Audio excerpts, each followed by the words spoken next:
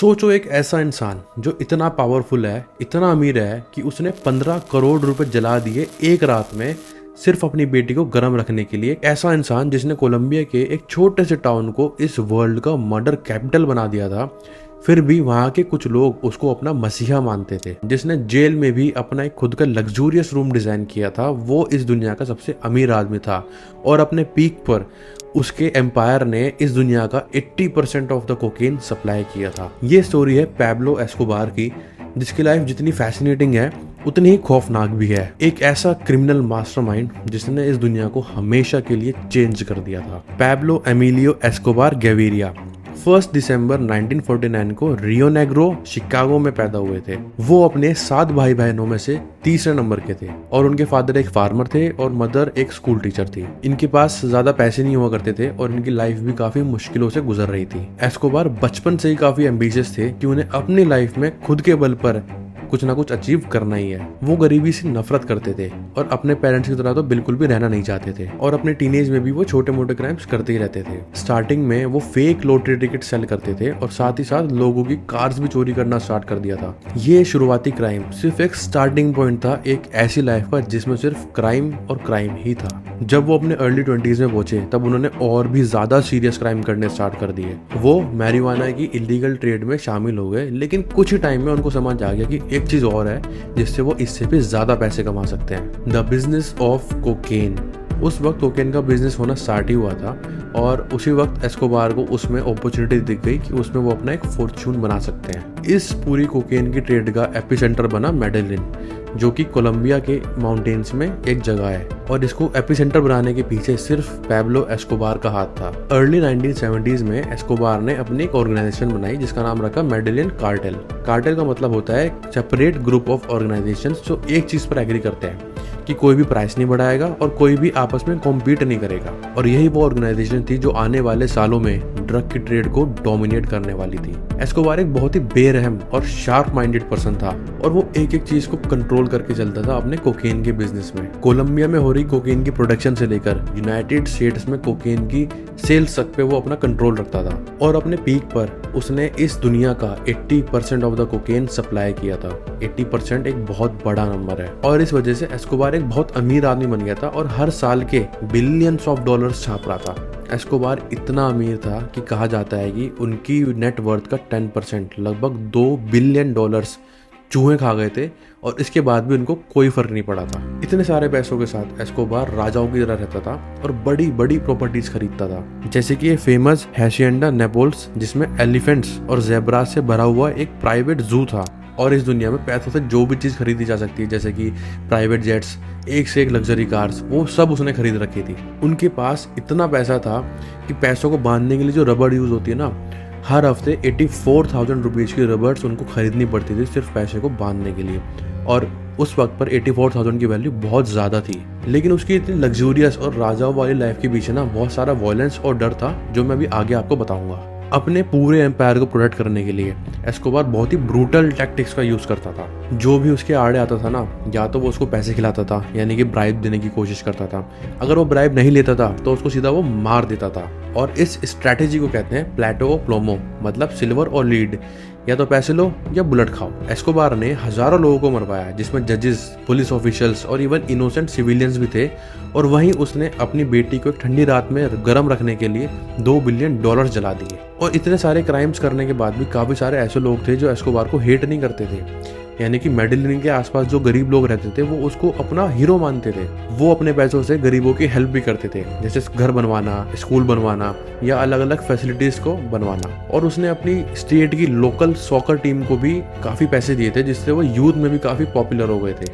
Escobar सिर्फ drug Lord नहीं बल्कि एक पॉलिटिशियन भी बनना चाहते थे। उनको पता था अगर उनके पास पॉलिटिकल पावर होगी तो अपना आपको अपनी कंट्री में तो बचा ही सकते हैं, बल्कि यूएस में एक्स्ट्राडिट होने से भी बचा सकते हैं, जो कि उनका सबसे बड़ा डर था। 1982 में वो इलेक्ट भी हो गए as an opposite member of Colombian Congress. But बहुत ही जल्दी उनका जो ये ड्रग का और क्राइम का जो उनका पास था वो एक्सपोज हो गया और उनका पॉलिटिकल करियर वहीं पर ही खत्म हो गया। जब कोलंबिया की जस्टिस मिनिस्टर रोड्रिगो एस्कोबार के पीछे पड़ी, तब एस्कोबार ने कोलंबिया की हिस्ट्री का सबसे शॉकिंग कारनामा किया। उसने 1984 में जस्टिस मिनिस्टर को ही मरवा दिया।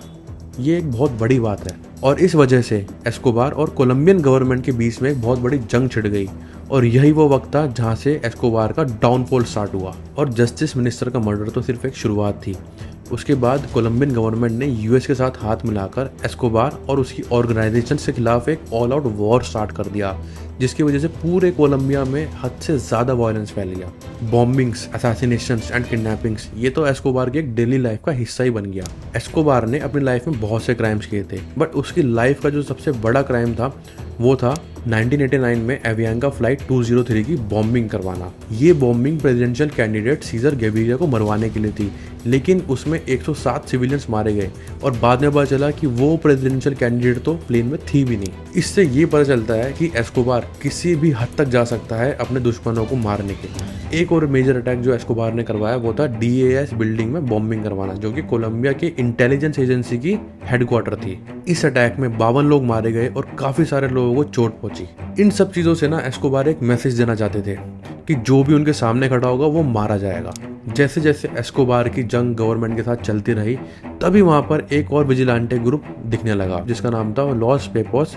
लॉस पेप्स उन लोगों का ग्रुप था जिनको एस्कोबार की वजह से नुकसान पहुंचा था, जैसे कि एस्कोबार के जो राइवल्स थे और इवन एस्कोबार के अपने लोग भी।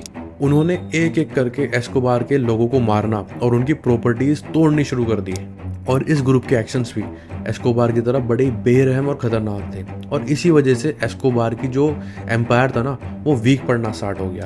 कोलंबियन गवर्नमेंट, यूनाइटेड स्टेट्स और लॉस पेप्स के जो कंबाइंड एफर्ट था ना उसकी वजह से एस्कोबार के पास अब बहुत ही कम टाइम बचा था।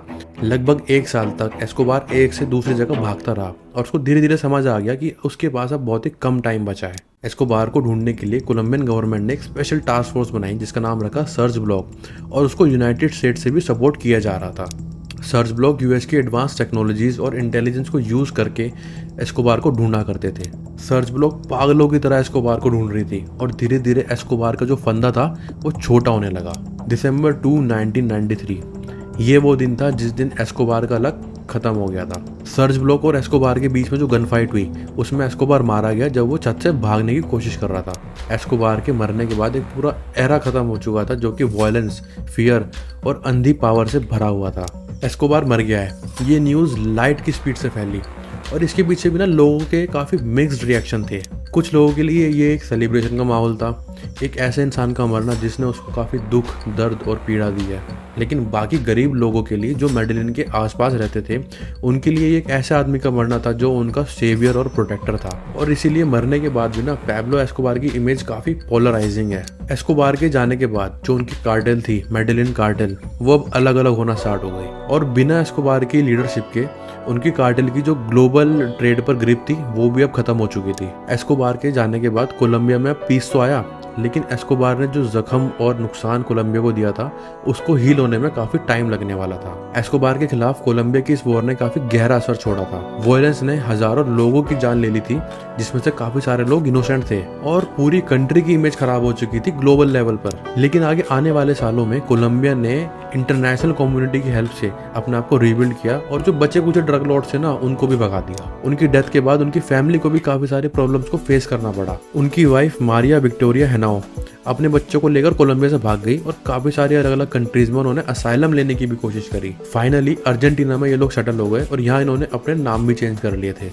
एस्कोबार के बेटे ने अपना नाम चेंज करके सेबेस्टियन मैरोक्विन रख लिया और बाद में अपने फादर पैब्लो एस्कोबार के ऊपर एक पूरी बुक भी लिखी और बाद में चलकर ये एक आर्किटेक्ट बन गए। आज भी पैब्लो एस्कोबार की स्टोरी काफी लोगों को फैसिनेट करती है पूरी दुनिया में। मेडेलिन में एस्कोबार की लाइफ, उनका पुराना घर और इवन उनकी कब्र को देखने भी दुनिया भर से टूरिस्ट आते हैं। और ड्रग्स के खिलाफ वॉर आज भी चल रही है, सिर्फ कोलंबिया में नहीं बल्कि पूरी दुनिया में। एस्कोबार की डेथ के बाद भी ड्रग्स की डिमांड दुनिया से कम नहीं हुई, बल्कि एस्कोबार की जगह बाकी क्रिमिनल ऑर्गेनाइजेशंस ने ले ली है। और जो एस्कोबार के प्राइवेट जू के एनिमल्स थे जो मैंने स्टार्टिंग में बताया था, जैसे कि ज़ीब्रा, हिप्पोज, एलिफेंट्स, वो आज कोलंबिया में खुले घूम रहे हैं। लेकिन उनकी तादाद इतनी ज़्यादा बढ़ गई है कि कोलंबियन अथॉरिटीज़ को उनके खिलाफ एक्शन लेना पड़ रहा है ताकि उनकी तादाद को कंट्रोल करा जा सके। तो अब बताओ, एस्कोबार की जो लेगेसी थी इसको एडमायर करना चाहिए या फिर हेट करना चाहिए? क्या एक बेरहम इंसान भी हीरो हो सकता है?